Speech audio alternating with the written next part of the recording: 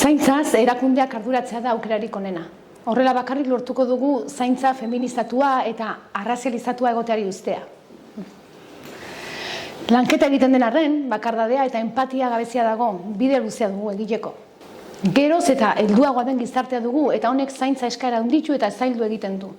Zaintza era partekatuan antolatzen ari diren esperientziak ezagutu behar ditugu, usurbilgoa, hernanikoa, zestuakoa.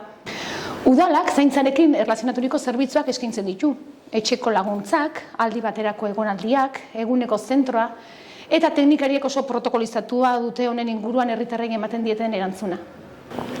Kanpo enpresak ari dira erakundeak azpikontratatutako lanak egiten, eta horietako lan baldintzak ez dira batere onak. Inork ez du zahar etxean bukatu nahi, eta egungo aukeraia bakarra horixe da. Eredua aldatzea beharrezkoa da. Ez da bidezkoa, Lazkaoko zaharretxean plaza libreen eskasia egotea eta ordainpekoak sobran izatea.